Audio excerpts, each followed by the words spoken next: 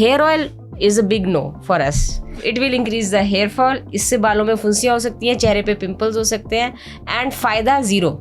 Hair fall shampoo, do you think it's a thing? नहीं, shampoo is for cleansing of scalp. अगर हम shampoo से claim करें बाल उग जाएंगे वापस, दैट इज रॉन्ग. कोई नेचुरल तरीका नहीं होता इसको रोकने का? गार्लिक, अनियन, भृंगराज, थोड़ा सा इससे हेयर रीग्रोथ हो सकता है, बट वो हेयर फॉल रोक देगा और बहुत ज्यादा बॉल्डनेस को रिवर्स कर देगा, वो एक्सपेक्ट नहीं करना चाहिए. हीट रेजिस्टेंट प्रोडक्ट से कुछ होता है? मतलब वो इतना काम ही नहीं करते हैं. Do you think hair gummies से हेयर वापस आते हैं? नॉन साइंटिफिक चीज है. हेयर वैक्स होता है, जेल होते हैं, ये सारे स्टाइलिंग प्रोडक्ट्स होते हैं. डू यू थिंक ये लगाना चाहिए? तो ऊपर से आपने करा तो कुछ भी नहीं है. कुल मिला के आपका स्किन और हेयर का जो रूट है, जो स्किन से निकल के आता है, उसमें अगर आपने केमिकल नहीं अटैच किया कुछ, तो कोई नुकसान नहीं है. आप मास्टरबेशन से हेयर लॉस होता है? हम हमारी लाइफ में बहुत छोटी छोटी चीज़ों को लेके बड़े इनसिक्योर हैं. मेरे बाल तो नहीं जा रहे, मेरे दांत अच्छे नहीं है, मेरी शक्ल अच्छी नहीं है, मैं कपड़े अच्छे नहीं पहनता, शायद मेरी बॉडी थोड़ी पतली है, थोड़ी मोटी है. हर चीज़ को लेके हम इनसिक्योर होते जाते हैं एंड इसकी वजह से हमारा कॉन्फिडेंस गिर जाता है. तो लाइफ में अगर किसी चीज़ को चेंज करने से तुम्हें कॉन्फिडेंस मिलता है ना, तो कर लो. तुम्हें लगता है कि फिट होना है, तुम्हारी जैसी बॉडी है उसमें तुम खुश नहीं हो, तो फिट हो जाओ. तुम्हें लगता है कि तुम्हें थोड़े दांत सही करने चाहिए, तो ब्रेसेस लगवा लो. तुम्हें लगता है कि मेरे बाल अच्छे नहीं है, तो ट्रीटमेंट ले लो. जो भी चीज़ करने से तुम्हें अगर कॉन्फिडेंस आता हो ना, तो कर लो. उसमें कोई बुराई नहीं है. क्योंकि अगर कोई चीज़ नहीं पसंद है और वो लाइफ में अफेक्ट कर रही है, तो तुम्हारे पास दो ही तरीके हैं. या तो उसे पूरी तरीके से एक्सेप्ट करके कॉन्फिडेंट हो जाओ, या वो नहीं हो पा रहा है तो चेंज कर लो और उसके लिए जो नेसेसरी स्टेप है वो ले लो. आज के गेस्ट उसी के बारे में बताएंगे हमें. One of the biggest insecurity in India, in fact in the world. पूरी दुनिया में ये इनसिक्योरिटी बहुत तेज़ी से बढ़ती जा रही है, जो है hair fall, receding hair line, बालों का जाना. इंडिया में और ग्लोबली बहुत सारे लोग बहुत जल्दी गंजे होते जा रहे हैं, उनके बाल गिरते जा रहे हैं. तो आज के गेस्ट हैं दो डॉक्टर्स जो इंडिया के लीडिंग डॉक्टर्स हैं on hair fall treatment and hair transplant. तो वो इंडिया का one of the biggest clinics चलाते हैं, यूजेनिक्स. उन्होंने एम्स से पढ़ाई करी और उसके बाद इतनी डीप रिसर्च करी कि बड़े बड़े सेलिब्रिटीज़ भी अब उनसे ही हेयर ट्रांसप्लांट कराते हैं, जैसे मोहम्मद शमी, रवि शास्त्री एंड बहुत सारे बिलियनर्स एंड क्रिकेटर्स. तो आज का पूरा पॉडकास्ट है कि इंडिया में सबके बाल क्यों जा रहे हैं, ग्लोबली हेयर फॉल अगर होता है तो क्यों हो रहा है सबको, हेयर फॉल की जो मिथ्स हैं कैसे हम उसको ट्रीट करें, हमें ट्रांसप्लांट कब कराना चाहिए, क्यों कराना चाहिए, नहीं कराना चाहिए, किस किस को ज़रूरत है, नेचुरली क्या हो सकता है, अननेचुरली क्या हो सकता है. एवरीथिंग अबाउट एन इनसिक्योरिटी जो कि रिलेटेड है हमारे हेयर और हेयर फॉल से. उस इनसिक्योरिटी के बारे में बात करिए एम से पढ़े हुए दो बड़े डॉक्टर्स के साथ. इससे पहले कि आप ये पॉडकास्ट स्टार्ट करो, एक रिक्वेस्ट है. 83% लोग जो इस पॉडकास्ट को देखते हैं ना, वो सब्सक्राइब नहीं करते. तो अगर इस पॉडकास्ट से आपको कभी भी वैल्यू मिली हो तो प्लीज़ सब्सक्राइब करो, क्योंकि आपको आइडिया नहीं है कि हमें वो एक सब्सक्राइब कितनी हेल्प करता है पूरी टीम को. एंड उसके अगेंस्ट मैं प्रॉमिस करता हूँ कि मैं आपके लिए बेस्ट से बेस्ट गेस्ट लाऊंगा जो आपकी लाइफ में आपको एक बेटर इंसान बनने में हेल्प करेंगे. Before you start the episode, को subscribe Raj Shamani clips and Raj Shamani shorts channel as well, क्योंकि वहाँ पर हम इस बड़े एपिसोड को छोटे छोटे क्लिप्स और शॉर्ट्स में डालते हैं ताकि आप एक बेहतर इंसान बन सकें. Enjoy the show.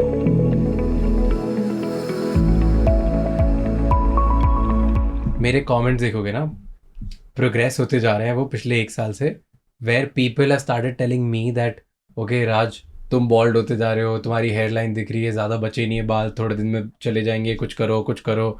And I am very confident as a person, तो मुझे इतना अफेक्ट नहीं करता अभी at this point, but I know कि in a while after some point it might start affecting me, क्योंकि अब मैं देखने लग गया और मुझे भी ऐसा लग रहा है कि यार पुराने फोटोज़ और अब फोटोज़ में देयर इज अ डिफरेंस. अभी तक अफेक्ट नहीं किया है कि अच्छा ठीक है. Have you crossed 34, 35? No, I'm 27. हाँ, अरे हाँ, 27. Too young. So imagine. तो पहले ये बताओ कि ऐसे, और ऐसे मेरे बहुत सारे फ्रेंड्स हैं जो मुझसे ज़्यादा यंग भी, and forget main, even women, उनको भी यहाँ से बॉल्ड स्पॉट बढ़ते जा रहा है. तो ये हो क्यों रहा है हमारी जनरेशन में, इतने ज़्यादा लोग हेयरलाइन उनकी पीछे क्यों जाते जा रही है? ये जो मेल पैटर्न बॉल्डनेस है, दिस इज मोस्टली जेनेटिक. अगर आपके ग्रैंडफादर को है, फादर को है, तो आपको भी होगा, बहुत हाई चांसेस है. हम ये बोल सकते हैं कि अभी जल्दी एज पे शुरू हो रही है, ठीक है. Earlier it use to start may be at 35-40, but now it's starting at early age, may be age early age 19 also, 17 also. So I think may be life style is a factor, because we are not getting such pure foods, and we are sleeping less, so maybe all those factors are there. So अब जैसे ये baldness बढ़ रही है, इसका कोई specific reason है कि नहीं ये सिर्फ इसलिए लाइफस्टाइल बेकार है, या मे बी स्क्रीन एक्सपोजर बहुत ज़्यादा है, विटामिन न्यूट्रिएंट्स प्रॉपर नहीं मिलते, ये सब कॉम्बिनेशन, बस ये जो बेसिक लाइफस्टाइल रिलेटेड प्रॉब्लम है यही है कि कोई और मेजर रीज़न है जिसकी वजह से लोग ज़्यादा बॉल्ड हो रहे हैं? Lifestyle can affect in women. तो लेडीज़ में अगर हेयर फॉल हो रहा है, गर्ल्स में हो रहा है या लेडीज़ में हो रहा है, तो उसमें लाइफस्टाइल का रोल ज़्यादा है. डाइटरी प्रोटीन डेफिशिएंसी का ज़्यादा है. जैसे कि जो हमारी टिपिकल इंडियन डाइट होती है उसमें प्रोटीन कंटेंट काफ़ी कम होता है. Even if we are non vegetarian, we are taking the frequency of taking non veg is very less.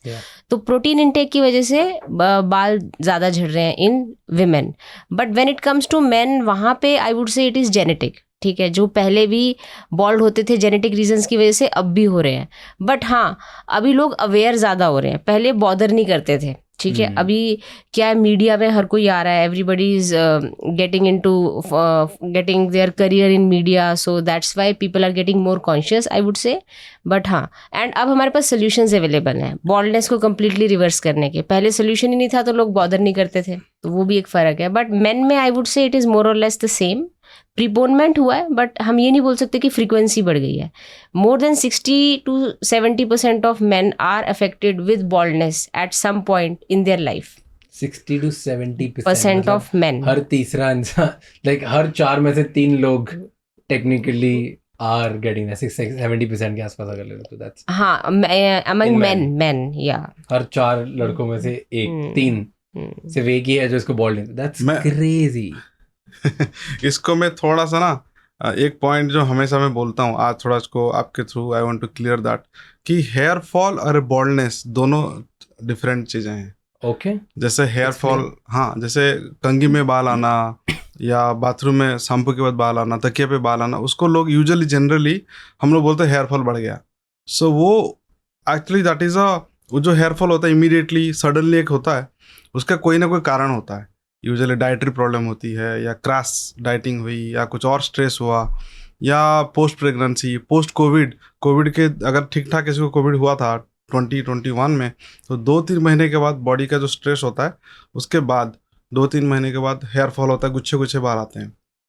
आपने बहुत देखा, बहुत सारे जब रोज 100 से ज़्यादा बाल गुच्छे इकट्ठे कंटिन्यूस मोर देन 1 वीक और 10 डेज होता है, देन प्रॉपर दैट मीन्स कुछ तो बॉडी को इंसल्ट हुआ है. मतलब there is some kind of stress, whether it is medical और नॉन मेडिकल, न्यूट्रिशनल ऑल्सो. उस स्ट्रेस का कुछ ना कुछ कारण होगा, और उस कारण को अगर आपने ट्रीट किया, क्योंकि इमीडिएटली हुआ है 10 डेज के अंदर अंदर, you can find the cause and you can fix that also, that is fixable. तो वो हेयर फॉल कैटेगरी जो है ना, नॉर्मल रूटीन रैंडम जो सारे लोग हम लोग बोलते हैं मेरा हेयर फॉल बढ़ गया, वो इमीडिएट होता है और इमीडिएट कारण भी और फिक्स करता है. Now coming to the other side, baldness मतलब गंजापन, जो कि खाली होना बाल, वो धीरे धीरे प्रोग्रेसिव मिनिएचराइजेशन, एक धीरे धीरे बाल, मोटा बाल थोड़ा पतला, फिर पतला, फिर पतला होता है. मैं भी एक सिंपल सा दूंगी. बॉल्डनेस है जब एक पर्टिकुलर एरिया के 80% से ज़्यादा बाल झड़ गए, तो वो एरिया बॉल्ड हो चुका है, यानी गंजा हो चुका है. हेयर फॉल इज कि बस बाल झड़ रहे हैं, बॉल्डनेस नहीं हुई है, तो आपके बाल पतले हो रहे हैं. तो जब बाल झड़ रहे हैं तो उसका ट्रीटमेंट दवाइयों से होता है. जब एरिया पूरा खाली हो गया, 80% से ज़्यादा बाल चले गए, तब वहाँ पे सर्जरी करनी पड़ती है. Got it. मतलब खाली हो गया, ये जो है इधर बॉल्डनेस हो रही है. हाँ जी, हाँ जी. और यहाँ से अगर कुछ भी गिरता है तो ये हेयर फॉल है. अभी के लिए थिनिंग है वो, या हेयर फॉल है, तो उसका ट्रीटमेंट दवाइयों से करना चाहिए. अब लोग क्या करते हैं, हेयर फॉल हो रहा है, चलो सीधा सर्जरी करा लें, तो उल्टा हो जाएगा. अगर आप वो अर्ली स्टेज में आपने सर्जरी कराई तो आपका हेयर फॉल और बढ़ जाएगा. So it's better to stop the hair fall in areas which can be retrieved. ठीक है, and to do surgery in a area which has turn fully bald. 1000 companies हैं, 1000 कंपनियों के हेयर फॉल ऑयल्स आते हैं, हेयर फॉल शैम्पूज आते हैं, अब हेयर ग्रोथ पिल्स आने लग गई है, हेयर गमीज आने लग गई है. Let's talk about these. ये सब काम करती है? Hair fall shampoo, do you think it's a thing? नहीं, shampoo is for cleansing of scalp, it's very important, हमको रोज़ करना चाहिए शैम्पू, उससे हमारे बालों की जड़ें क्लीन होती हैं। बट अगर हम शैम्पू से क्लेम करें बाल उग जाएंगे वापस, दैट इज़ रॉन्ग। तो एंटी हेयर फॉल जो शैम्पूज होते हैं वो क्या है? वो I think they are saying कि वो माइल्ड शैम्पू है, ठीक है, बट वो एक हमारे मन में एक रॉन्ग मिथ जगा रहा है। आई नो कि वो हेयर फॉल नहीं रोकेगा, बट मे बी वो एक माइल्ड शैम्पू है जो बालों को ज़्यादा फ्रिजी रफ नहीं बनाएगा। तो हर शैम्पू में एक डिटर्जेंट कंटेंट होता है, जितना डिटर्जेंट होगा झाग उतना ज़्यादा बनेगा, तो बाल एट द एंड बहुत ज़्यादा फ्रिजी हो जाएगा। So that is why may be anti hair fall shampoo या जिस शैम्पू पे लिखा होता है अप्रूव्ड फॉर डेली यूज़, वो माइल्ड शैम्पू है, ठीक है, उसमें झाग कम बनेगा और बाल उतना फ्रिजी और रफ नहीं होगा। तो shampoo should be one which we can use daily. तो शैम्पू, एक रोज शैम्पू यूज करना चाहिए? ऐसे नहीं होता कि शैम्पू हमको हफ्ते में आई वुड से 4 से 5 बार तो मिनिमम करना चाहिए, जितना इंडिया में हमारी धूल मिट्टी है और जितना हमारा एक्सपोजर है। अगर हम बहुत ज़्यादा एसी में रहते हैं, डस्ट का एक्सपोजर बिल्कुल नहीं है, तब हम फ्रीक्वेंसी कम कर सकते हैं 3 times a week. But generally हम लोग बाहर जाते हैं, पसीना आता है और ऑयल प्रोडक्शन होता है हेयर रूट्स में, और टीनेज और 20s में जो होते हैं उनको तो शैम्पू आई वुड से 5 to 7 टाइम्स अ वीक करना ही चाहिए। तो ऐसे नहीं बोलते लोग कि ज़्यादा शैम्पू यूज़ करोगे तो लाइक डेली अगर शैम्पू यूज़ करोगे या रोज शैम्पू यूज़ करोगे तो बाल गिरने लग जाएंगे, बाल खराब हो जाएंगे? नहीं, इम्पॉसिबल। शैम्पू से बाल झड़ेंगे नहीं और ना शैम्पू से उगेंगे। Shampoo is like cleansing of scalp. इसका मैं थोड़ा सिंप्लीफाई करता हूँ। जैसे हम लोग रोज साबुन लगा के हाथ मतलब शरीर को धोते हैं ना, तो एग्जैक्टली लाइक दैट। तो बाल जो है ना वो स्किन के नीचे करीब 3 to 4 मिलीमीटर डेप्थ में है, ऊपर नहीं है। तो अगर हेयर को आप कुछ अफेक्ट करना चाहते हो तो आप इंटरनली जो कुछ होता है आपके न्यूट्रिएंट में या कुछ डिजीज में या कुछ ड्रग्स में, मतलब दवाई जो आप लेते हैं, तो उससे उसका इफेक्ट आता है। उगेगा या नहीं उगेगा, झड़ेगा, बड़े वो, बट ऊपर से करके कुछ कर देंगे आप, ये तो इम्पॉसिबल है। वो साइंस ही नहीं है, वो हमको आदिकाल से बोलते आ रहे हैं और हमारे सोसाइटी में, इंडियन सब कंटिनेंट में चलता है, बट वो दैट इज नॉट सब like kind of science at all. Just So all these products tell me they're not science backed. मतलब anti hair fall shampoos, anything which is इतने ज़्यादा, there's a whole, you go on Amazon या DMart जो सबसे बड़े retailers हैं, इनमें जाओ, सबसे ज़्यादा सेल इन्हीं की है। मैं नाम नहीं लेना चाहता नहीं मैं उसका, but we all know right. और अलग अलग इंग्रेडिएंट्स के शैम्पूज हैं, मतलब देयर इज सम, मान लो कोई ऑर्गेनिक एंटी हेयर फॉल होगा, कोई अनियन बेस्ड होगा, कोई ब्रिज रिंगा होगा, कोई कुछ और होगा, 25 तरह की चीजें हैं। मैंने इनके रेफरेंसेस निकाले हुए हैं तो मैं आपको शेयर भी कर दूंगी। गार्लिक, अनियन, भृंगराज एंड आपने जो चौथा 4th क्या था जो आपने बताया, बस ऑर्गेनिक ही कुछ ना कुछ होता है। हाँ, जैसे तो ये जितने भी हैं ये क्या है, स्कैल्प में इरिटेंट्स हैं, ठीक है, ये स्कैल्प को थोड़ा सा इरिटेट करते हैं। तो टेक्निकली यस, थोड़ा सा इससे हेयर रीग्रोथ हो सकता है, बट वो हेयर फॉल रोक देगा और बहुत ज़्यादा बॉल्डनेस को रिवर्स कर देगा, वो एक्सपेक्ट नहीं करना चाहिए। पर ऐसे बहुत केसेस देखे गए हैं जो खुद उसका गार्लिक पेस्ट बना के स्किन पे लगाया और स्किन जल गई। हाँ, स्किन जल गई, जैसे स्किन में इरिटेशन हो गई, बिकॉज वो बहुत हाई कॉन्सेंट्रेशन ऑफ इरिटेंट हो जाता है। तो ये सारी चीजें खुद से नहीं करनी चाहिए कि घर में प्याज का रस लगा के निकाल के लगा रहे हैं। मेरे घर में ही हुआ था प्री पैंडेमिक। आई थिंक कोई आर्टिकल या कोई रील देख ली होगी, कुछ ना कुछ, आई थिंक माई बुआ और माई दीदी और my mom, I don't remember किसने, पर देखी कि अनियन ऑयल अगर आप घर सर पे लगाते हो तो उससे आपके हेयर रीग्रोथ होने लग जाती, राइट। एंड किड्स पे तो नहीं, but all the adult in the house, सारे अडल्ट्स घर के वो अनियन ऑयल लगाना स्टार्ट कर दिया। एग्स लगाने का बीच में कुछ हो गया था कि एग से करो। In fact there was a time जहाँ पे लोग बोले बियर से बाल धोते हैं तो बहुत अच्छा, लाइक इट्स जस्ट इनसेन, कुछ ना कुछ ये सब लिखा जाता है और लोग लगाने लग जाते हैं। तो यू आर टेलिंग मी कि ये घर के जो नुस्खे हैं, onion very very very famous, कि अनियन का रस लगाओ, उसका गाजर लगाओ, एग्स लगाओ और गार्लिक पेस्ट लगाओ, ये चारों। नहीं, मैं थोड़ा उसको एक एक करके बताता हूँ। जो ओनियन एंड गार्लिक जो है ना, दे आर इरिटेंट, उसके अंदर केमिकल्स हैं जो इरिटेशन करते हैं, है ना, तभी तो उसका जूस आंखों से पानी भी निकालता है ना, वो इरिटेंट है वो। तो इरिटेंट अगर आपने कंसंट्रेटेड किसी के स्किन पे लगाया, हो सकता है आपका स्किन रिएक्ट ना करे, मेरा स्किन रिएक्ट कर जाए। And now coming to egg is protein, वो कंडीशनर की तरह काम कर सकता है, you know, you feel silky about your hair, जैसे कंडीशनर करता है। तो वो दैट इज ओके, लाइक एक लगाते हैं तो उससे नुकसान कुछ नहीं होगा, but of course smell you have to tolerate. Then one more, और एक कौन सा था आप लगा रहे थे? बट से फायदा होता है कुछ कि नहीं? दैट इज कंडीशनर नहीं, टेम्पररी फील गुड फैक्टर है। कंडीशनिंग आपके हेयर शाफ्ट को शायद थोड़ा सॉफ्ट कर दे, but it's better to use the conditioners. हाँ, बिकॉज उसमें आप रॉ एग यूज करेंगे तो स्मेल होगी, उसको क्लीनिंग करने में दिक्कत होगी। सो टेल मी, कंडीशनर वैसे अच्छे होते हैं? Should we apply conditioner? रोज लगाना चाहिए कंडीशनर बालों पे? डिपेंड्स कि आपके हेयर कितने फ्रिजी हैं। Generally I would say once a week या ट्वाइस अ वीक लगाइए, और वो लेंथ पे लगाइए, रूट्स में नहीं लगाना चाहिए कंडीशनर। कंडीशनर है अगर आपके बाल बहुत फ्रिजी हैं तो शैम्पू के बाद आपने हेयर लेंथ पे लगा लिया उनको, और फिर जब बाल थोड़े से पार्शली ड्राई करके लगाइए और कुछ मिनट रख के आप उसको वॉश ऑफ कर दीजिए।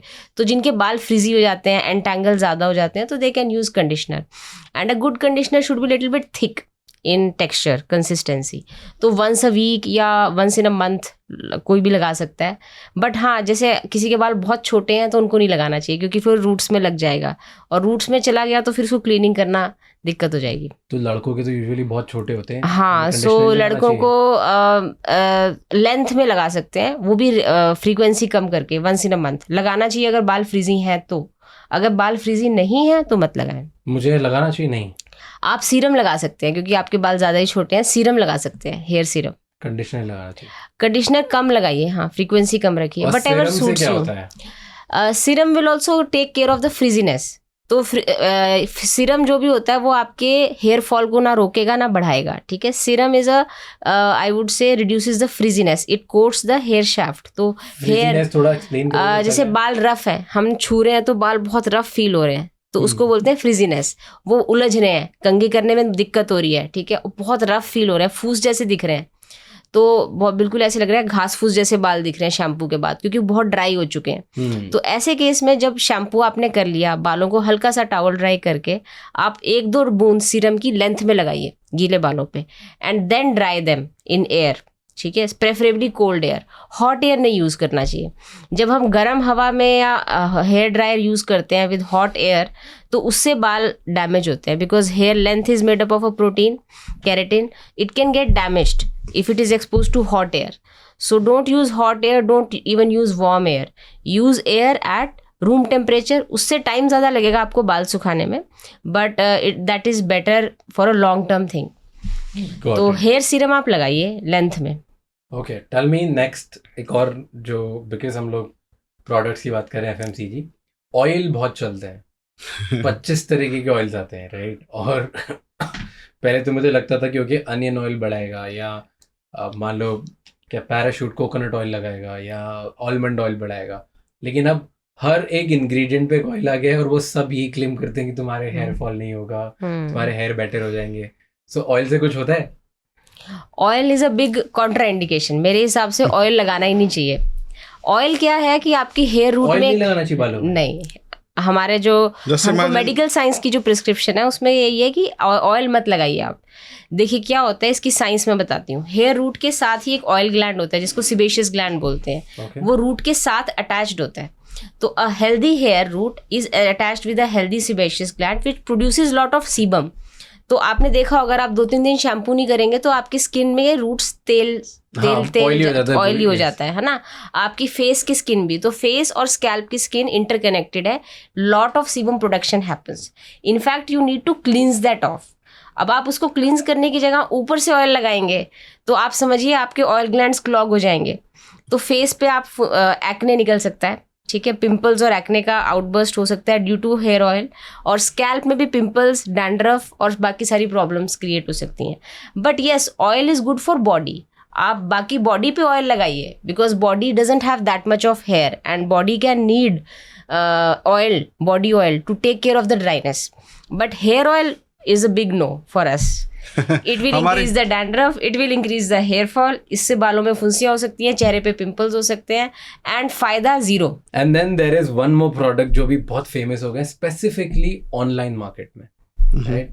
ऑनलाइन अब बहुत इनकी एड्स आती है, बहुत सारी ऐसी कंपनीज बन चुकी हैं। Hair gummies, do you think hair gummies से हेयर वापस आते हैं? Apple cider vinegar gummies, biotin gummies, hair growth gummies. It was very popular in USA. Now the gummies have started coming to Indian market also. I'm sure the gummies में ना vitamin ही होते होंगे, you know, multi vitamins अलग अलग ratios में होता होगा। Definitely ये तो कॉमन सेंस है कि अगर हमने कोई मल्टी विटामिन लिए सो सारे ऑर्गन को बेनिफिट होता है, नॉन स्पेसिफिक, कोई स्पेसिफिक नहीं है। तो उससे आपकी बॉडी की एक वेलबींग हो सकती है। बट एग्जैक्टली पर्टिकुलर आपको हेयर फॉल हो रहा था और आपने मार्केट से हेयर गमीज लेके आपने खाया और उससे आपके बाल आए, ऐसा डेफिनेटली नॉन साइंटिफिक चीज़ है। हमारी साइंटिफिक ब्रेन कभी कंप्लेंट नहीं करे, उसको एंडोर्स भी नहीं करे। लेट्स टॉक अबाउट मार्केट की। यूजुअली अभी मिनॉक्सिडिल जो है या फिनास्ट्राइड जो है, ये 2 सब्सटेंस है जो ओवर द काउंटर बहुत मिलने लग गए। There are lot of large pharma companies, lot of startups जो ये प्रोडक्ट्स बेच रहे हैं। हाँ, यही 2 दवाइयाँ हैं जो US FDA अप्रूव्ड है, जो बाल झड़ने को रोकती हैं एक्चुअल में। But इसके again, अलावा ओवर द काउंटर नहीं, एकदम डॉक्टर के प्रिस्क्रिप्शन में डॉक्टर शुड नो कि how long he can give, when to titrate, when to lower the dose, when to stop it, when to reintroduce something called tachyphylaxis। क्या होता है कि same दवाई खा के थोड़े दिन में वो दवाई का इफेक्ट खत्म हो जाती है, रुक जाती है। दवाइयों के और भी मॉडिफिकेशन काफ़ी हो चुके हैं, जैसे वो जो दवाई आपने बताया उसके अलग फॉर्मुलेशन हो चुके हैं, अलग डोजेस आ चुके हैं। जो टॉपिकल था ओरल भी हो चुका है, और जो यू नो फर्स्ट वाला दवाई बताया आपने उसके और उसके सिस्टर मेडिसिन भी आ चुके हैं। देन R&D कंटिन्यूस चल रहा है।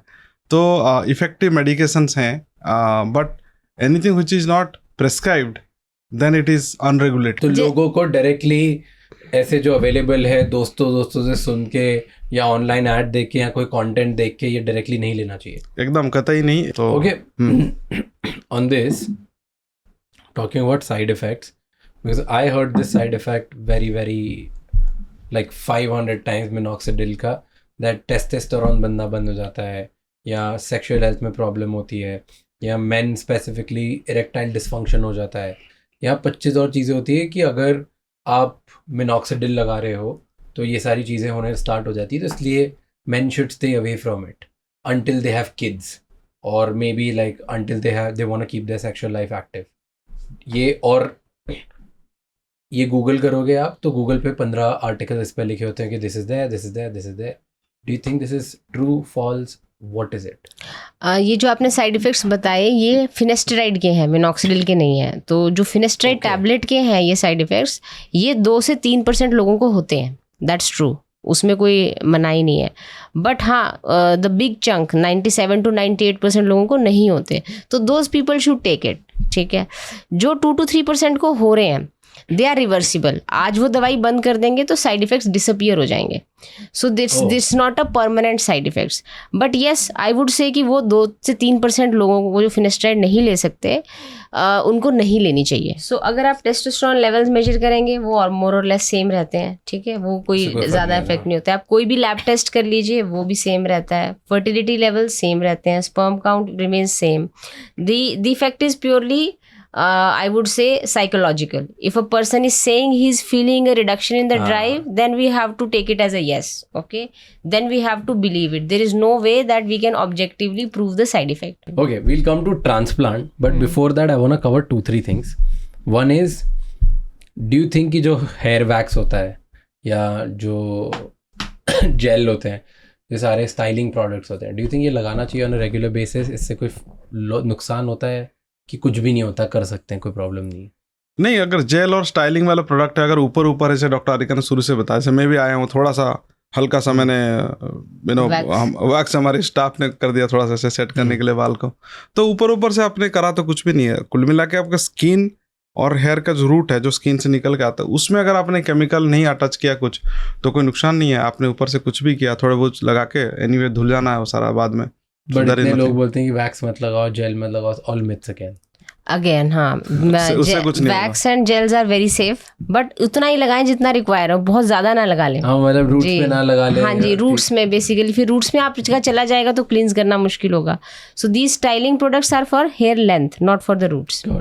एंड जो वॉल्यूमाइजिंग प्रोडक्ट्स आते हैं आजकल वो बहुत फेमस है। वॉल्यूम शैम्पू तो खैर बना ही कर दिया आपने। नहीं राज, उसमें जब आप कोई भी वॉल्यूम के प्रोडक्ट ना कुछ वो पाउडर डालते हैं, है ना, बड़े सारी चीजें डालते हैं, स्प्रे वे करते हैं, उससे वॉल्यूम पाउडर, उसे मेडिकली कोई नुकसान नहीं है क्योंकि आप नीचे तक तो जा ही नहीं रहा।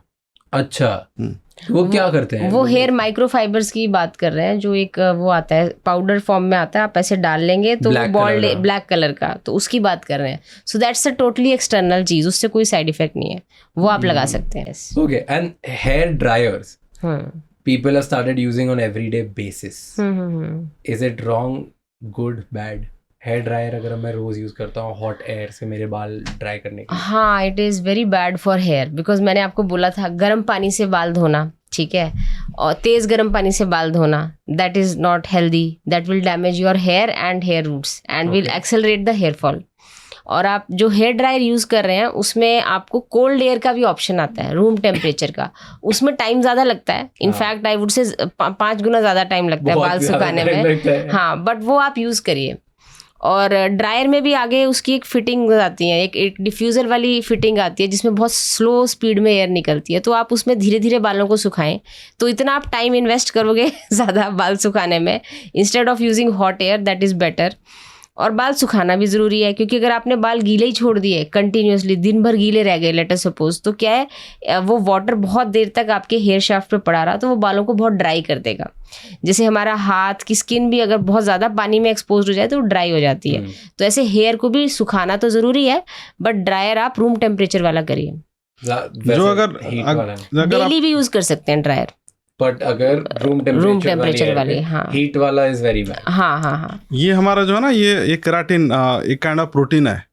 जैसे एग इज प्रोटीन, जब वो बॉयल हो जाता है, हार्ड हो जाता है ना, कोआगुलेट हो जाता है, उसको डीनेचर हो जाते हैं वो, तो कोई भी any protein would coagulates becomes hard.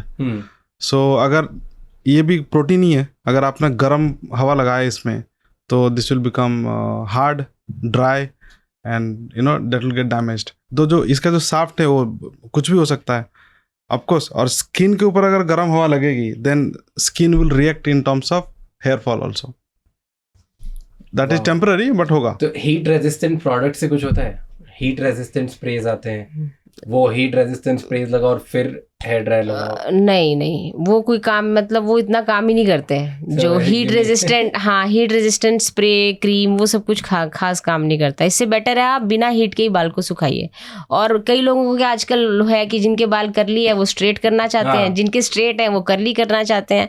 तो मेरा ये कहना है कि आप अपने नेचुरल उसमें जाइए टेक्सचर में. अगर आपके बाल स्ट्रेट हैं, go for a straight look only. आप जबरदस्ती कर्ल करोगे तो आपका शाफ्ट को हमेशा हीट से ही करोगे आप. या फिर कुछ केमिकल्स आते हैं, फॉर्मलिन है, थायोग्लाइकोलेट है, कुछ केमिकल्स आते हैं जिससे आप उसका शेप चेंज करते हो. हाँ, और जिनके करली बाल हैं वो उनको स्ट्रेट चाहिए तो वो केमिकल स्ट्रेटनर्स यूज़ करते हैं. तो वंस इन अ वाइल ठीक है, आपने कभी किया साल में एक बार या 4 साल में एक बार, it's fine. But regular basis पे आप करेंगे स्ट्रेटनिंग, चाहे हीट से करें चाहे केमिकल से करें, तो आपके बाल खराब होंगे. सो जो लड़कियां हेयर स्ट्रेटनिंग यूज करती है वेरी फ्रीक्वेंटली, हाँ, हर बार when they are going out they use it. लड़के यूज करते हैं हेयर ड्रायर्स वेरी फ्रीक्वेंटली कि बाहर निकल रहे हैं स्टाइल करने. All of this is wrong. Heat exposure is wrong. Coming back to the transplant. Okay, you both are known for transplants, right? है कि अब जब सब खत्म हो गया, अब जहाँ से बाल चले गए यहाँ पे वापस आ सकते हैं, तो ट्रांसप्लांट से हो सकता है, जहाँ से खाली हो गया. What do you guys do? The procedure that you guys do is transplant, right? Yes. So नहीं राज, हम लोग क्या करते हैं, हम उसको हेयर रेस्टोरेशन बोलते हैं. Hair restoration. हाँ, रेस्टोरेशन का मतलब है कि prevent the ongoing hair loss and plant where there is emptiness. Turkey में हेयर ट्रांसप्लांट बहुत फेमस है. मैं रिसेंटली टर्की गया था एयरपोर्ट पे. मैंने इस्तांबुल में मैं मेन एरिया में था वहाँ पे, और मेन एरिया मेरे होटल के जस्ट नीचे ही मैंने 15 मिनट के अंदर शायद 15 लोग देख लिए जो हेयर ट्रांसप्लांट करा के आए थे और एकदम प्रॉपर पूरा एकदम फेस लगा के बैठे हैं. एकदम पूरे. दैट इज वो उस पॉइंट पे हम आएंगे. हमारे पास एक्चुअली अभी 20-30% पेशेंट जो आते हैं ना ऑल ओवर वर्ल्ड से, वो टर्की में सब खराब करवा के फिर वो देखते हैं कि वो टेम्पलेट बना के आते हैं पूरा. टर्की इतना फेमस क्यों है? क्योंकि एक्चुअली टर्की में क्या, geographically that is very close to Europe, central Asia and middle east. एक हो गया. That is also India is far away from USA also. एक हो गया वो। सेकंड, टर्की के गवर्नमेंट ना उसने रेगुलेशन जितना कम करे हुए हैं कॉस्मेटिक इंडस्ट्री का, so anybody can open A cosmetic clinic. Doctor की डिग्री नहीं होगी तो भी क्लिनिक बना सकता है वो। और हमारे बहुत सारे दोस्त हैं टर्की में, तो हमको बताते हैं और हम बहुत बार जा चुके हैं, so we know the, because हमारा, क्योंकि बिना डॉक्टर की डिग्री के तुम डर्मेटोलॉजी क्लिनिक खोल सकते हो वहाँ पे। हाँ, हेयर ट्रांसप्लांट क्लिनिक चल रहे हैं वहाँ पे। हाँ और जी। इस तरह पूरे टर्की में उनका क्या है, what is their business module is tourism. So they want कि लोग उनके कंट्री में आए for whatever purpose they should come. आएंगे तो कंट्री की इकोनॉमी उसी से बूस्टिंग होती है। तो उनकी कंट्री की काइंड ऑफ जो background is tourism, so they invite people. तो टर्की में जो cost of any work including hotel हो या कॉस्मेटिक सर्जरी हो, कॉस्ट काफ़ी कम है। सो इसीलिए वो लोग कम कॉस्ट कटिंग करके कर सकते हैं। क्वालिफिकेशन और उसकी रेगुलेशन है नहीं, तो इन दैट वे तो कम सस्ते में। और गवर्नमेंट ने क्या किया हुआ है, it is one of my friends are told me कि गवर्नमेंट गिव्स सब्सिडी। अगर आपने मार्केटिंग करी कहीं to get tourism, then you will get subsidy from the government also. So in that way पूरी फेवरेबल एटमोसफियर है to do things in a very low cost. और फिर geographically that is very close by to the all the nearby, Europe हो, central Asia, gulf हो। सो इसीलिए तो when इतना cost cutting होती है तो जाहिर सी बात है कि वहाँ क्वालिटी कहाँ से आएगी। यू डोंट हैव लाइक वहाँ नेल पॉलिश लड़की से लेके all those people they open their clinics, and to my our knowledge more than 2000 clinics are there. उनमें से कुछ होंगे 100 या 150 क्लिनिक्स में डॉक्टर्स होंगे प्रॉपर। वो भी they do so much volume of work, there no way कि क्वालिटी कंट्रोल हो पाए। अब जब मैं ये वाला पॉइंट बताता, it is very customised work. चेहरा एक कस्टमाइज्ड है, उसमें हर हेयर की पोजिशनिंग एकदम कस्टमाइज्ड है। You cannot take a thick hair and put on the front, you have to choose the right hair which should go to right place. तो इसलिए तो मुश्किल है टू इमेजिन कि how they do it in, but इतने cost कम होता है तो बहुत सारे लोग जाते हैं। अनफॉर्चुनेटली बहुत सारे लोग गए इन लास्ट 10 years, बट धीरे धीरे पूरी की पूरी वर्ल्ड में ये अवेयरनेस आ चुका है कि भाई ये पूरा का पूरा एक फैक्ट्री है जिसमें कस्टमाइजेशन नहीं है। गलत काम होते हैं, गलत काम इन टर्म्स ऑफ गंदा काम, and some people have died also. अगर डॉक्टर्स नहीं है, किसी चीज़ का साइड इफेक्ट हुआ, दवाई की साइड इफेक्ट हुई, किसी चीज़ का हुआ, तो कुछ भी हो सकता है। हेयर ट्रांसप्लांट से डेथ नहीं हुआ, side effect of medicine, side effect of reaction to जो मेडिसिन जो हुए इतने सीवियर हो सकता है, तो दैट कैन ऑल्सो हैपन। तो Turkey is not famous, it is ill famous for hair transplant. But वहाँ टर्की में कुछ ऐसे डॉक्टर्स हैं जो प्रॉपर डॉक्टर्स हैं, दे डू गुड वर्क। अगर आपने if you can search and you can go there, then it is okay. But ऐसे नहीं कि Turkey is the best place in the world, वहीं जाना चाहिए। This is not true at all. आपको research करना चाहिए, एटलीस्ट 6 महीने से लेकर 1 साल रिसर्च करना चाहिए। Good doctors are all over the world. Okay, talk about, tell me process क्या होती है एक किसी को ट्रांसप्लांट कराना है। अब उसने मान लिया है कि चलो अब this is the place wherever the face, जहाँ पर भी मेरे को बाल नहीं आ रहे, may be its crown, may be it's neck, may be it's the forehead is I think the most popular one, जहाँ पे सबसे ज्यादा होता है। तो अब किसी को नहीं आ रहे हैं तो उसको क्या करना चाहिए? अगर वो कौन सी एज पे, कौन सी स्टेज पे ट्रांसप्लांट कराना चाहिए?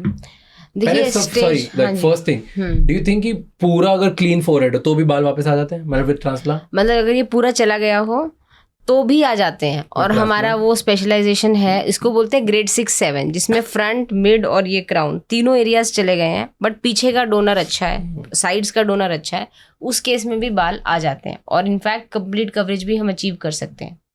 तो ट्रांसप्लांट मतलब ये कि मैक्सिमम केसेस में बाल तो आ जाएंगे, कहीं पे भी हो, कैसे भी, जिस भी एरिया से जा रहे हैं, प्रोवाइडेड आपका डोनर पीछे के बाल घने हैं। ठीक है, ये वाले बाल जो होते हैं ये परमानेंट बाल होते हैं। और अगर ये नहीं हो तो ट्रांसप्लांट नहीं हो सकता, तो वो सर्जरी नहीं कर सकते। बाल, okay, what's the process? Tell me, explain. So the process is based on the principle कि हमारे ये वाले जो बाल हैं ये परमानेंट है, ये बॉल्डनेस से अफेक्ट नहीं होते।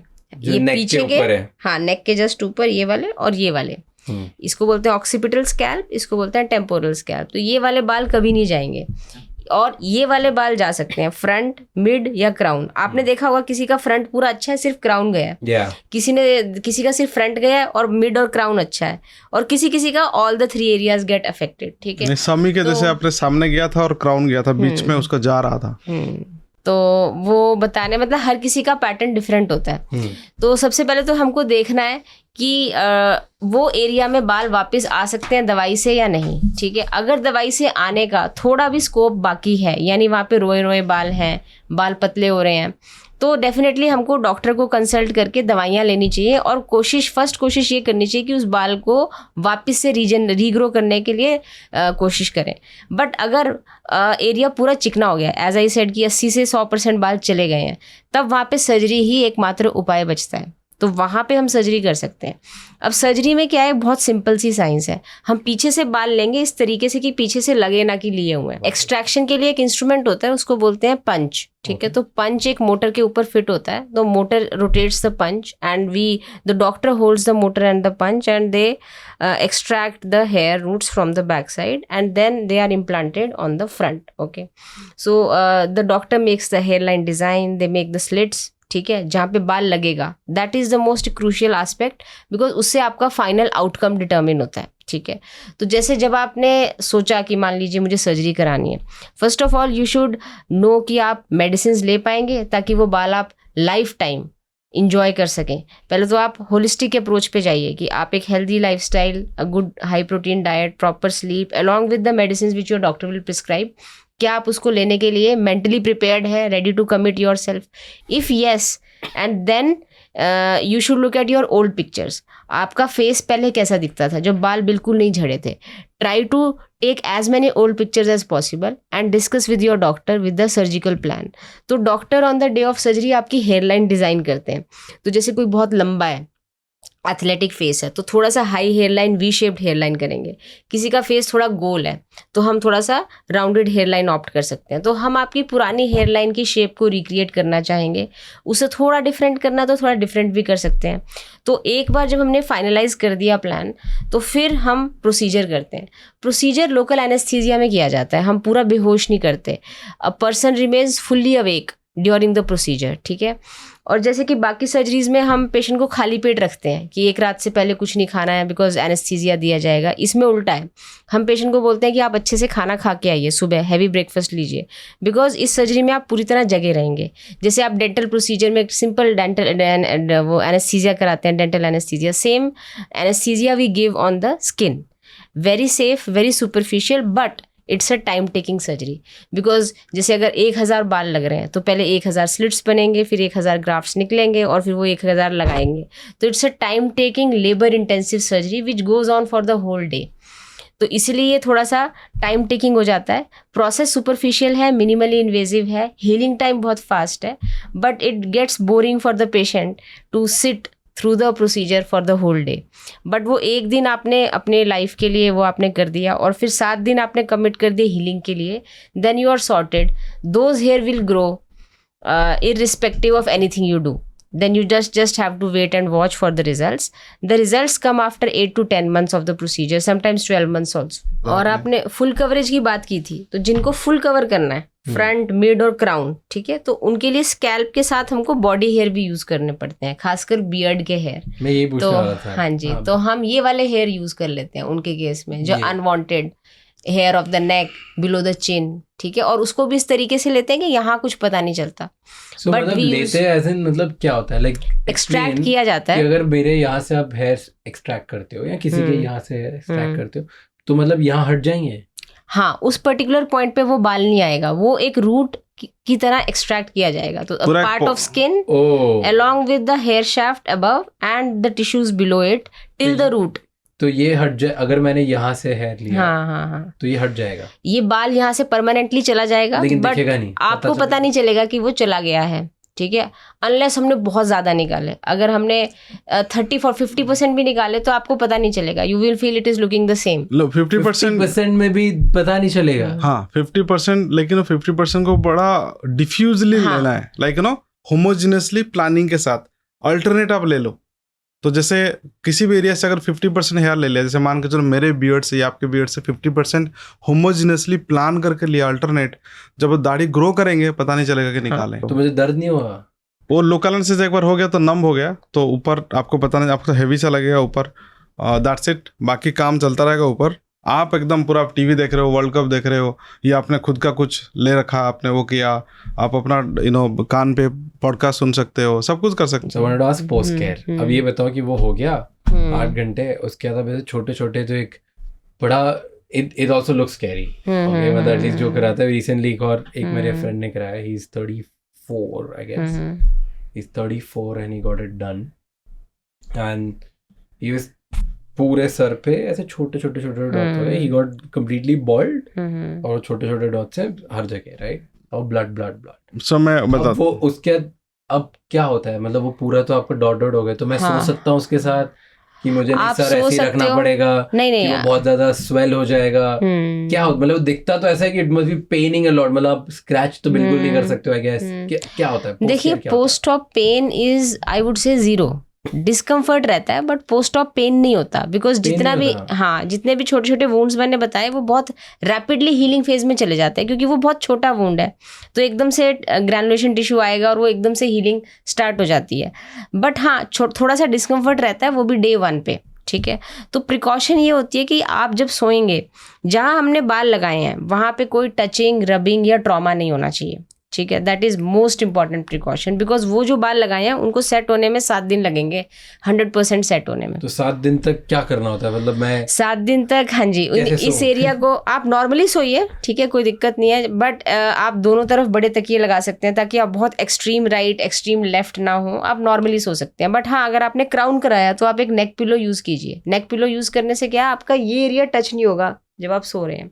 तो डेफिनेटली जब क्राउन कराते हैं तब आपको नेक पिलो यूज़ करना पड़ता है और थोड़ा ज़्यादा कॉशियस रहना पड़ता है, बट अगर फ्रंट किया है तो उतना कॉशन रखने की ज़रूरत नहीं है सोते वक्त। तो हम एक स्प्रे देते हैं जो आप रेगुलरली एवरी 2 to 3 आवर्स इस एरिया में स्प्रे कर सकते हैं जहाँ भी हमने बाल लगाए हैं। और पीछे के लिए हम एक एंटीसेप्टिक स्क्रब, बीटाडिन स्क्रब देते हैं, जिससे हम पीछे का डोनर क्लीनिंग डेली बेसिस पे कर सकते हैं। वो 7 दिन तक करना होता है। 7 दिन में आपको कोई रिस्ट्रिक्शन नहीं है कि आपको बेड पे लेटे रहना है। You can move around, you can do brisk walking and you can eat what ever you want, you can work from home, आप कुछ भी करिए, बट उसको ट्रॉमा से बचाइए। सेकेंड, डस्ट से बचाना ज़रूरी है, ठीक है। आप किसी बहुत धूल मिट्टी वाली जगह पे मत जाइए। घर के बाहर जा सकते हैं, AC गाड़ी में जा सकते हैं आप, बट जहाँ बहुत ज़्यादा डस्टी ना हो, और कैप पहन के जाइए घर के बाहर। जैसे अगर आपको आना है, if you want to come to the office, you can come next day morning, you can come to our office, you can take the flight same day evening. Most of our patients, they come from all over the rest of the country or outside the country.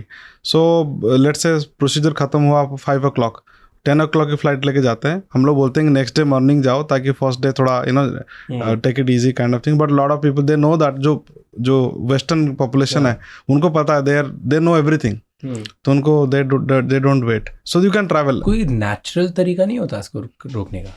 मतलब मान लो अगर मैंने transplant कर लिया या नहीं भी किया, मैं दवाई की जगह मल्टीविटामिन या जो भी मेरी बॉडी में डेफिशिएंसीज हैं उसको नेचुरली अपनी डाइट, लाइफस्टाइल या सिर्फ नॉर्मल विटामिन से मैं ट्रीट नहीं कर सकता? आपको देखिए, अगर जेनेटिकली प्रीडिस्पोज्ड हैं आप, तो आप लाइफस्टाइल अच्छे से मेंटेन करिए, स्लीप पूरा अच्छे से लीजिए, विटामिन सप्लीमेंटेशन लीजिए, हाई प्रोटीन डाइट भी लीजिए, सब कुछ सही करिए, तो आप हो सकता है उसको कुछ दिनों के लिए पोस्टपोन कर सकें, ठीक है। 5 साल, 10 साल, इफ़ यूर लकी आप 20 साल शायद पोस्टपोन कर दें, ठीक है। It all depends on your genetics, ठीक है। बट आप ट्रीट नहीं कर सकते। अब अगर एक बार बाल झड़ गए तो आप उनको फिर लाइफस्टाइल और प्योरली विटामिन उन सब चीज़ों से उगा नहीं सकते वापस से। तो इट्स प्रिवेंशन आज कर सकता हूँ। अगर अब मैं 17-18 होता या 20 होता है, whatever whoever is there, they can do it. उसका कंट्रीब्यूशन भी थोड़ा कम है। कई लोगों का बहुत ही अच्छा लाइफस्टाइल, सब सही जा रहा है, बट जेनेटिक टेंडेंसी बहुत स्ट्रांग है, ठीक है, तो भी उनको बॉल्डनेस हो जाएगा, ठीक है। तो बट हाँ, थोड़ा लेट होगा। जैसे अगर if they are destined to become bald at 27, let us suppose, तो अगर उन्होंने बहुत अच्छा सब कुछ किया, हो सकता है 27 की जगह 29 हो जाए, ठीक है, या हो सकता है 32 हो जाए। तो वैसा करके थोड़ा पोस्टपोन कर सकते हैं, परमानेंट प्रिवेंट नहीं कर सकते। लोग बोलते हैं कि तुम्हारा हाई स्ट्रेस वर्किंग एनवायरनमेंट है, राइट? तुम लोग ऐसी जगह पे काम करते हो जहाँ बहुत हाई स्ट्रेस है, तुम्हारी लाइफ में बहुत स्ट्रेस है, you are not maybe taking proper measures और वेलनेस रिट्रीट्स पे नहीं जा रहे हो, या तुम खुद अपने लिए टाइम नहीं निकाल रहे हो, मेंटल हेल्थ का ध्यान नहीं रख रहे हो, इसकी वजह से बाल झड़ रहे हैं, स्ट्रेस की वजह से बाल खत्म हो रहा है। देखिए, एक दो तरह का स्ट्रेस होता है। एक होता है एक्यूट स्ट्रेस इवेंट, ठीक है, जैसे कि कोई बहुत बीमार पड़ गया, हॉस्पिटलाइज हुआ, सर्जरी हुई, या फिर कोई बहुत इमोशनल कुछ इवेंट हुआ, उस वजह से जो acute stress induced hair loss है उसको बोलते हैं टेलोजन एफ्लूवियम। वो स्ट्रेस इवेंट के 3 to 6 months के बाद होता है, दैट इज डिफरेंट। क्रॉनिक जो स्ट्रेस होता है, ठीक है, उससे क्या होगा कि आपका एजिंग प्रोसेस थोड़ा एनहांस होता है, you will accept, because constant stress, anxiety leads to faster aging, lot of other chronic problems, and then aging induced hair loss can happen, but chronic stress leading to baldness per se is not proven well. Okay, and PRP क्या होता है? बहुत सारे डर्मेट्स हैं जो PRP suggest करते हैं। PRP की फुल फॉर्म है प्लेटलेट रिच प्लाज्मा, ठीक है। उसको मैं ऐसे बताऊंगी कि हमने आपका ब्लड सैंपल लिया, उसको सेंट्रीफ्यूज किया 2 बार, तो उसमें से प्लेटलेट रिच प्लाज्मा सेपरेट कर लिया, रेड ब्लड सेल्स अलग रह गए, तो उसका जो PRP का कलर है that is not red, it is yellowish, ठीक है। तो उसमें प्लेटलेट की कॉन्सेंट्रेशन हाई होती है, उस प्लेटलेट में ग्रोथ फैक्टर्स ज़्यादा होते हैं। तो if we inject into hair roots, उससे रिजुविनेशन इफेक्ट आता है, तो उससे क्या है कि हेयर का थोड़ा वॉल्यूमाइजेशन हो जाता है, तो हेयर फॉल जिसका बहुत ज़्यादा हो रहा है वो थोड़ा रुक जाता है, जिसका हेयर फॉल रिसेंट हुआ है थोड़े बहुत बालों में वॉल्यूम और रिजुविनेशन हो जाता है। PRP को हम फेस पे भी यूज़ करते हैं, उसको वेम्पायर फेशियल बोलते हैं, कि आप उसको स्किन के नीचे इंजेक्ट करते हैं तो उससे आपकी स्किन में ग्लो और रिजुविनेशन आ जाता है। So PRP is a temporary solution for hair loss, ठीक है। PRP जैसे ही मेटाबोलाइज होगा 6 से 8 हफ्ते में, फिर से आपका hair will back to get to square, मतलब मैन्योर है ना, 8 हफ्ते में ही। हाँ। सो आपने आज PRP नहीं 6 से 8 हफ्ते में वो PRP के जो ग्रोथ फैक्टर्स थे वो बॉडी डाइजेस्ट कर लेती है, तो आपके जो इफेक्ट्स थे वो चले जाते हैं, ठीक है। तो it is not a sustainable treatment. Secondly, ये हेयर लॉस को रोकेगा, बॉल्डनेस को रिवर्स नहीं कर सकता, ठीक है। तो मेल पैटर्न बॉल्डनेस में हम प्रमोट नहीं करते ज़्यादा PRP को, बट हाँ फीमेल हेयर लॉस में अगर सब कुछ बाकी सब सही जा रहा है, बालों में थोड़ा सा वॉल्यूमाइजेशन इफेक्ट चाहिए, तो हम उनको PRP का एक सेशंस जो हैं उनको सजेस्ट कर सकते हैं। ओके, क्विक क्वेश्चन, आपको क्या लगता है इंडियंस टॉप 3 मिस्टेक क्या करते हैं अपने बालों से रिलेटेड, जिसकी वजह से वो बहुत जल्दी हेयर लॉस होते जा रहा है या बॉल्डनेस हो जा रही है? What are the top 3 mistakes that we make? आपके इतने क्लाइंट्स आते होंगे, आपको पता होगा कि लोग क्या गलत कर दिया। हाँ जी, जैसे कि जिनको पता है कि जिनकी फैमिली हिस्ट्री है वो भी पूरा आराम से बैठे रहते हैं कि हाँ वो डॉक्टर से कंसल्ट नहीं करते हैं, ठीक है। Thank you. तो because this is primarily problem of man, the male pattern baldness, so इसलिए मैं वो बोलूँगी कि वो नंबर 1 कॉज है बॉल्डनेस का, और उसमें मैं ये बोलूँगी इग्नोरेंट होते हैं और जल्दी कंसल्ट नहीं करते और दवाइयाँ नहीं लेते उसको रोकने के लिए।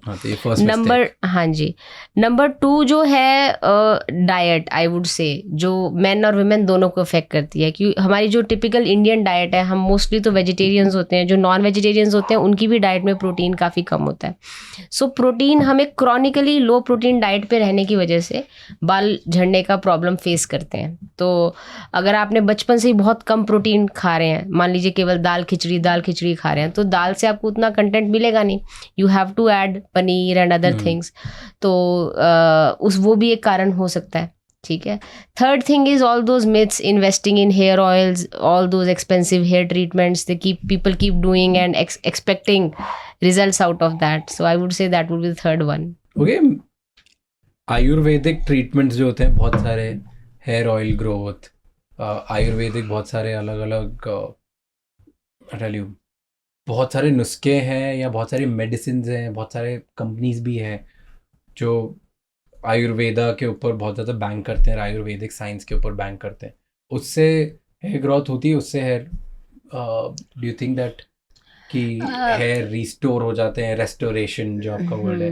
वही है कि देखिए Ayurveda, we are allopathic qualified doctor, so we it is not right for us to comment about Ayurveda results as such, but वही है कि जो प्रोसेस ऑफ हेयर मिनिएचराइजेशन है, अभी तक जो USFD ने अप्रूव किया है वो यही है कि यही 2 दवाइयाँ उनको रिवर्स कर सकती हैं।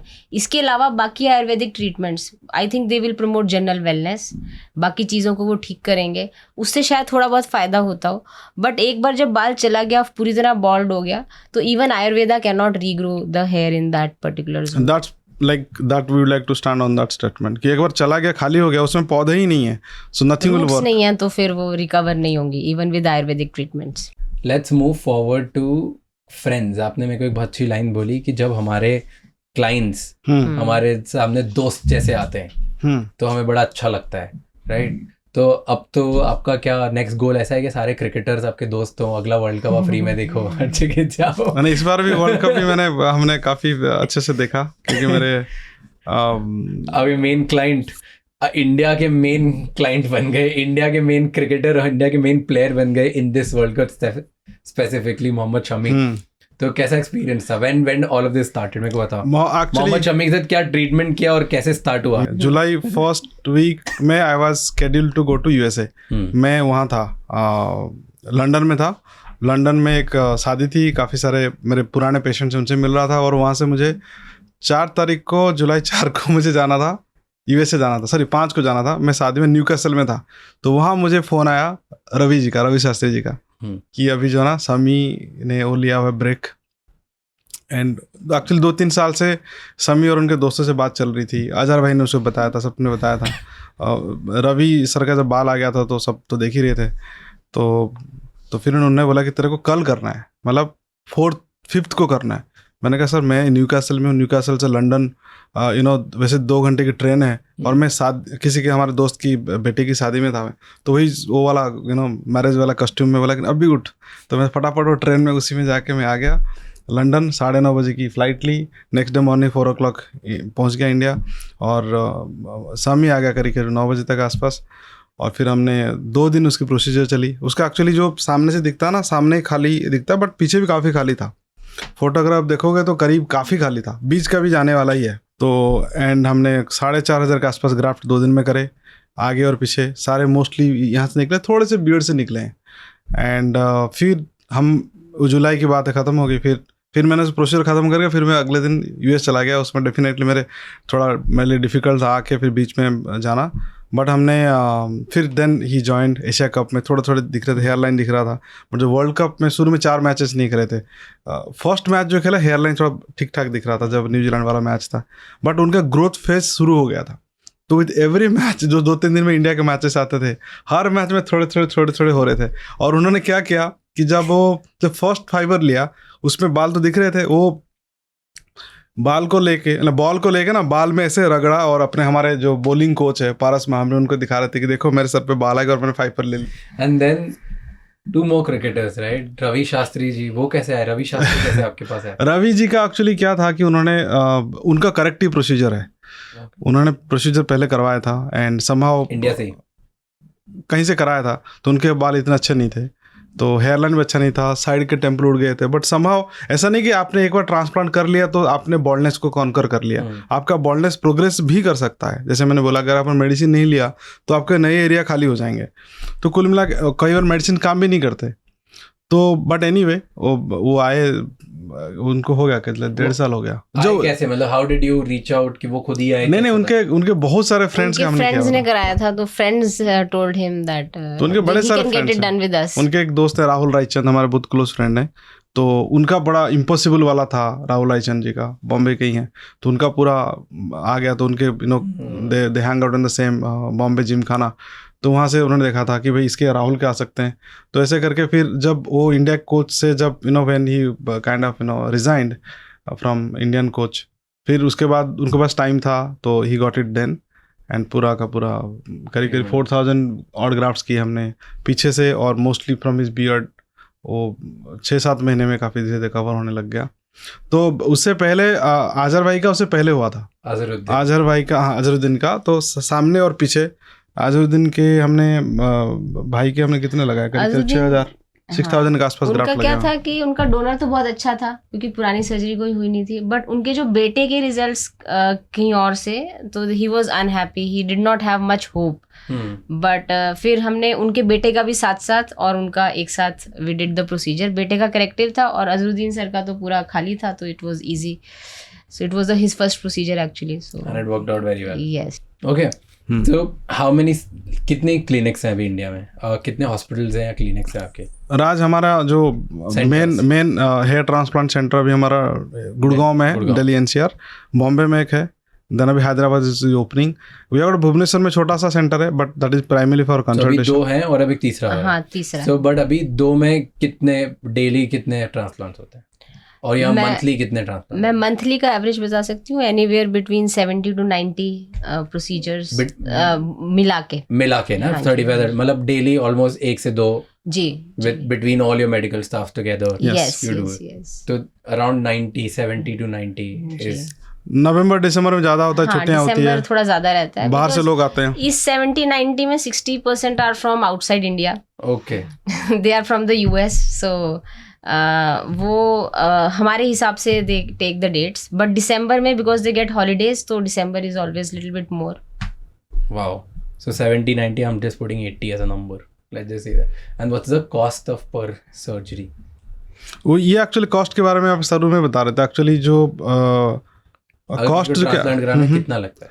यूजुअली अगर ओवरऑल मैं बता सकता हूँ, इंडिया का पूरा सीनियर बता सकता हूँ, ढंग के कोई एक्सपीरियंस डॉक्टर के पास आप जाते हो, qualified, intelligent and persistent result, minimum 1.5 lakh से शुरू होना चाहिए। अगर जिसको मिनिमम 2,500 से 3,000 ग्राफ्ट चाहिए तो उससे कम चाहिए तो फिर कॉस्ट कम हो जाती है। अगर आपके पास जैसे मैंने बोला qualified, intelligent and skilled doctor, तो 1.5 से शुरू होना चाहिए। देन डॉक्टर की हर किसी की स्किल, उसकी other things are, it is like kind of service. कोई आर्टिस्ट है, कोई लॉयर है, कोई आर्टिस्ट है, कोई डॉक्टर है, हर कोई अपना अलग अलग प्राइसेस है। It is not a standardise prices है नहीं हेयर ट्रांसप्लांट में ऑल ओवर द वर्ल्ड। तो हर कोई जो भी एक टैलेंट है, जैसे मैंने बोला कि हर टैलेंट अपने हिसाब से अपना प्राइस रखता है, and he knows how to justify that. But Eugenix का what's your, how much do you guys charge? हमारा जो बेसिक कॉस्ट बताया इन्होंने 1.5 लाख रुपए में 1500 से 2000 graft. And what's the most expensive? The starting is 1.5 lakh रुपए। हाँ। व्हाट्स द मोस्ट एक्सपेंसिव इसको पूरा करना हो? वो फिर 2-3 बार में होता है, एक बार में होता नहीं है। That can go up to like 7-8 lakh rupees, maybe little bit more depending on कि अगर बियर्ड के ग्राफ्ट लग रहे हैं। लेकिन पूरा का पूरा बड़ा एरिया अगर है तो वो भी मल्टीपल 2-3 साल में। And it is quite affordable, it very competitive. सस्ते में दूसरे लोग करते हैं? टर्की में होता है, टर्की में तो आपको 10 रुपीज़ पर ग्राफ्ट में भी होता है। इवन दुबई जैसे जगह पे, हाँ, 1 dirham 1 ग्राफ्ट 20 रुपीज़ पर ग्राफ्ट, इवन दुबई में भी होता है। 25-30 हज़ार में हेयर ट्रांसप्लांट? हाँ, उससे भी कम में हो सकता है, 10,000 रुपये में कर सकते हो। जो लोग हाथ साफ कर उससे वो फ्री में भी कर सकते हैं। They can give you money so that you can become a subject to them also. Okay, so coming to the point, वैसे जस्ट वो लूप खत्म करने, 80 surgeries per month, 80 into lakh, or let's say 2 lakh around. So you guys are clogging around 1 crore a month as a revenue. Clogging the expenses also. So we got revenue. As I say, I didn't. We have got like 200 odd people now. So people like 200 people. Like medical, non-medical. All the centers together. Wow. That is incredible. Yes. By the way, that is incredible. Close because to doctors is a profession, and then in a profession you're employing so many people. So you're not treating so many people, but you're helping, let's say, how would I say that? You're helping them get their confidence back. So your patient wise तो आप एक justice कर ही रहे हो, plus you're employing so many people. That's incredible. 200 लोग मतलब बहुत बढ़िया होती है। One of the biggest myths जो मेरे इन्होंने टीम ने लिखा है, actually 3 क्वेश्चन है, 1 आंसर ही होगा, 1 लाइन 1 आंसर ही होगा, राइट? फर्स्ट क्वेश्चन है जो टीम ने लिखा है, दैट इज masturbation से hair loss होता है? That's one of the biggest searches that people are doing on Google and YouTube. No, nothing. Not at all. No correlation. No correlation. ऐसे बहुत सारे articles and myths हैं that you should not do it. Then 100% no correlation. नहीं, it has no correlation with hair loss at all. That is first. Second is there any book that people could read about understanding their hair health and themselves? So they are like the scientific forums are there, patient forums, third-party patient forums by the patients, and one of the popular ones is Hair Transplant Network, their hair loss and Bald Truth. So they can go there and spend some time, maybe 30 minutes or 1 hour every day for maybe 1 month. They will have so much of knowledge. They will be in a very beautiful position to take a conscious decision. So forums are there. Live true patient, actual patients हैं जो बात करते हैं। तो मैं सबको बोलता हूँ कि फोरम में जरूर जाओ, rather than going to Google alone. Forum पे जाओ और उसमें पास्ट पेशेंट्स हैं, करंट पेशेंट्स हैं जो डिस्कशन कर रहे हैं कि हम डिसीजन लेने वाले हैं। तो दैट विल बी बिग। क्या बताया आपने? Hair transplant network, bold truth and hair loss experience. Okay, these are 3 There are many, but So these they three are are online forums, and we are also in the process of writing a book for the hair health purpose. हमने actually एक तो book लिखा हुआ है For पर doctors, doctors को लिखा that हुआ is है, steps. तो अभी पेशेंट्स के लिए हम लोग ट्राइंग टू सिंप्लीफाई इट ताकि पेशेंट पढ़ पाए, but more or less go to the forums and try to that read is the it. Best place. Okay, last question. कभी मिस ट्रीटमेंट होता है, गलत हो गया, या प्रॉब्लम्स क्या होती है जिसके साथ सही नहीं हुआ हेयर ट्रांसप्लांट? देखिए क्या है कि एक्सपेक्टेशन सेटिंग बहुत ज़रूरी है, ठीक है. ट्रांसप्लांट के बाद बहुत ज़्यादा घने बाल नहीं आएंगे, ये बात बहुत इंपॉर्टेंट है हर किसी को समझना. ट्रांसप्लांट के बाद जो डेंसिटी अचीव होती है वो एक रीजनेबल डेंसिटी होती है, वो एक इल्यूजन ऑफ कवरेज क्रिएट करती है. अगर आप उन बालों में पानी डालेंगे, तेल डालेंगे या फ्लैश लाइट के साथ फ़ोटो लेंगे तो थोड़ा खालीपन दिखेगा. सो करेक्ट एक्सपेक्टेशन सेटिंग अगर नहीं होगी तो पेशेंट कैन बिकम डिससेटिस्फाइड कि मेरे बाल उतने घने नहीं लग रहे, ठीक है. बट हाँ, अगर सेंटर का एक्सपीरियंस कम है, डॉक्टर का एक्सपीरियंस कम है, द वर्स्ट थिंग इज बाल अननेचुरल दिखें, ठीक है. और कभी कभी किसी किसी को नेक्रोसिस डेवलप हो जाता है, कोई एरिया टिश्यू डेड हो जाता है बिकॉज बहुत ज़्यादा वहाँ पे बाल लगा दिए बहुत क्लोजली, तो ये भी एक कॉम्प्लिकेशन हो सकती है. और किसी किसी को डोनर एरिया में पैचेस क्रिएट हो जाते हैं, वो भी एक कॉम्प्लिकेशन हो सकती है. तो सर्जिकल कॉम्प्लिकेशंस में आई वुड से ये 2-3 चीज़ें हैं. और कितने चांसेस होते हैं, लाइक आउट ऑफ 100 कितने पेशेंट्स को ही हो गए, आउट ऑफ 1000 कितने पेशेंट्स को हो सकता है देखिए गलत होना, प्रॉब्लम्स होना, अभी तक एक्सपीरियंस में कितना होता है? देखिए जो नेक्रोसिस वगैरह है वो बहुत रेयर, 2 साल में एक बार किसी पेशेंट को कोई छोटा सा एरिया में नेक्रोसिस हो सकती है. और पैचिनेस भी बहुत रेयरली, डोनर में शॉक लॉस हो जाता है बट वो रिकवर हो जाता है. Sometimes it sounds scary because surgery है, समटाइम्स इट साउंड्स कि क्या ही होगा ज़्यादा, क्योंकि ओवरऑल अच्छा ही होना है. Because one day of discomfort or 7 days of discomfort can lead to lifetime of confidence. So it's a very mixed feeling, but thank you so much for telling us about everything and guiding us कि कैसे हो सकता है, क्या हो सकता है, गलत क्या हो सकता है.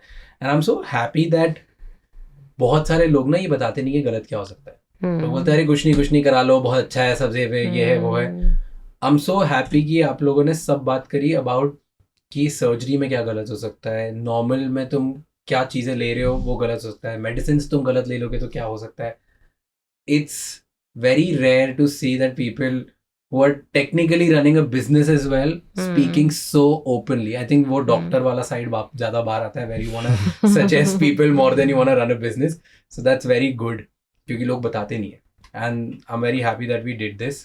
Thank you so much. Definitely I am sending few people from my house to your clinic and your centers, and how their experience will be like. I'll share it with my audience and let's see how it goes. Actually मुझे पता नहीं था until we started the podcast that you have actually treated my friends and my friends' family as well. This is a small world and thank you so much for doing this.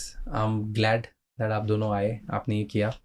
कुछ मुझसे गलत पूछा गया हो या मैंने कुछ गलत बोल दिया हो तो प्लीज़ सॉरी उसके लिए, but I was just trying to help my audience by asking very random questions, very questions on the basis of कि अगर मैं patient हूँ तो कैसे करूँगा, because ultimately as per your diagnosis or not diagnosis, as per your experience कभी ना कभी मैं patient बनने वाला हूँ. तो देख सकते हैं.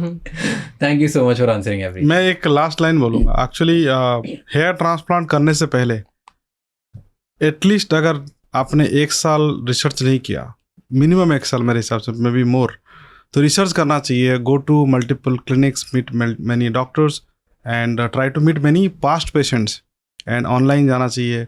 1 साल का पूरा इंक्यूबेशन पीरियड लेना चाहिए before you jumping and kind of for a transplant. 1 साल नहीं किया तो चांस है कि you might do a mistake. In all our experience I can tell. But last question, late हो सकता है क्या कि अगर मैं सोचूं डिले कर दूंगा, कल कर लूंगा, 1 हफ्ते बाद कर लूंगा, 1 साल बाद कर लूंगा, मुझे पढ़ने दो, 2 साल बाद करूंगा? नहीं, लेट जितना लेट होगा उतना आपके रिजल्ट्स और स्टेबल होंगे, लॉन्ग होंगे, और आपको जो मेडिकेशन की नीड है और कम होगी. तो देयर इज लेट का कोई ज्यादा इशू नहीं, मतलब and your decision will be mature. 27 को मैं कराऊं, 28 में कराऊं, 29 में कराऊं, 35 में कराऊं, कोई फर्क नहीं पड़ता. कोई फर्क नहीं पड़ता. आप कभी भी सकते हैं, हर जगह. जी. I can get back to as good as when I was 20. हाँ. So we have done surgery for 70 plus also. Somebody was 75 years of age when we did his procedure and it was very super successful. Thank you so much ये episode and तक देखने के लिए. इस episode के through और इस पूरे पॉडकास्ट के थ्रू हमारी सिर्फ एक ही कोशिश है कि आप और हम कैसे एक बेहतर इंसान बन सकें so that we can live and love better. And उसके लिए हमारी कोशिश रहेगी कि हम आपको हेल्थ के बारे में, लॉ के बारे में, बिजनेस के बारे में, वेल्थ के बारे में, रिलेशनशिप्स के बारे में, हर किसी के बारे में एक बेटर नॉलेज दे पाएँ। तो आप हमें बताओ कि कैसे और गेस्ट हैं या कौन सी ऐसी सब्जेक्ट्स हैं या कौन सी ऐसी चीज़ें हैं जो आप सुनना चाहते हो अगले एपिसोड में। कमेंट्स में हमें बताओ ताकि हम वैसे टाइप के गेस्ट आपके लिए लेके आ पाएँ। और आपकी कोई भी अगर लाइफ में प्रॉब्लम चल रही है उसको सॉल्व करने के लिए अगर कोई एक्सपर्ट हम ला सकते हैं और आपकी हेल्प कर सकते हैं तो हम बिल्कुल करेंगे। Please let us know and that's all I have to say. Before you leave this episode, आपको पता है कि एपिसोड किसी एक इंसान के साथ शेयर करना है जिसकी लाइफ में इससे हेल्प होगी। Until the next episode, keep figuring out.